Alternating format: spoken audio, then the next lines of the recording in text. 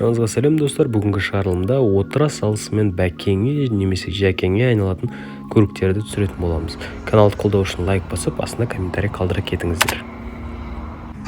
Lexus GX 460 литые диски. Так, алдыңғы терезелерінің подогревтары бар. Енді бұл лакшери класс болғандықтан бұнда болады 2022 жылға 3979 ғана километр жүрген екен. 296 аттың күшін беретін 4,6 литрлік қозғалтқыш орнатылған. Іші кожадан жасалған, абдуфтары бар.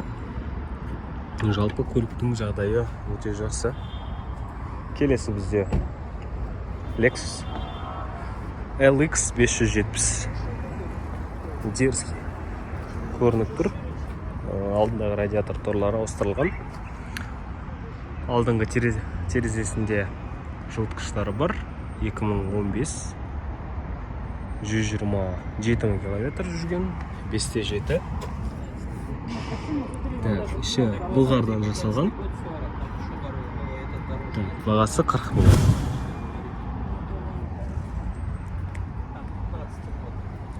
Келесі бізде мынау Lexus 570-тік. Алдыңғы комплектация жағынан алдыңғы қарағанда сәл нашарлау. Алдыңғы терезелерінің жылытқыштары бар.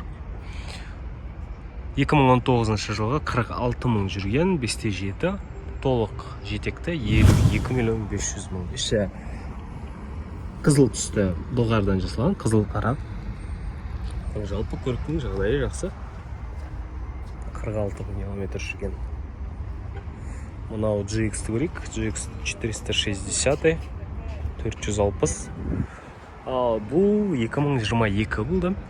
12800 километр жүрген, қозғалтқышының көлемі 4,6, толық жетекті. Мұндай терезелеріне орнатылған. 4 терезесіне де іші бұлғардан жасалған екен.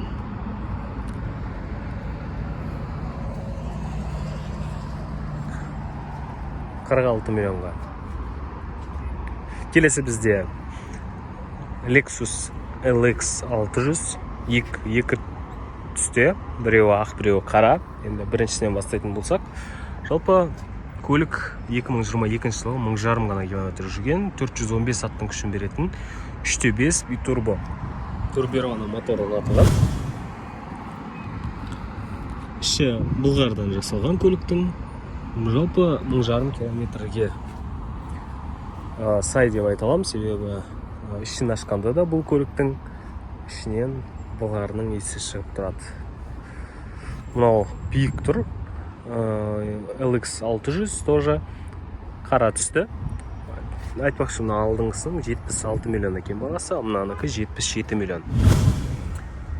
2023 жылға болса 2600 километр жүрген, 3.5 турбированный мотор, 415 аттың күшін береді. Іші қызыл түсті, бордовый деп айтамыз ғой.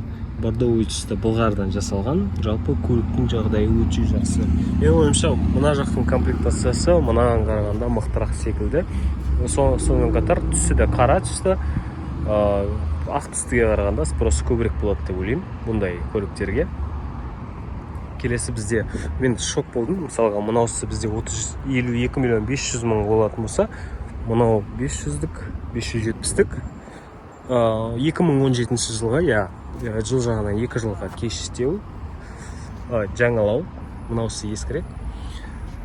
102 мың жүрген, 5-7, толық жетекті, бағасы 37 миллион. Ровно. Іші бұлғардан жасалған, жалпы кішкене көлік кішкене ескіргені көрініп тұр. 100 мың километр жүрген екен. Бірақ 100 мың километр жүріп қатты ескіріп кетуді менің ойымша кішкене сай келмейтін сияқты. Достар, егер шығарылым ұнаған болса, достарыңызбен бөлісіп, лайк басып, астына комментарий қалдыра кетіңіздер. Және де қандай көліктерді түсіргенімді қалайсыздар, соны астына жаза кетіңіздер. Келесі кездескенше аман сау болыңыздар.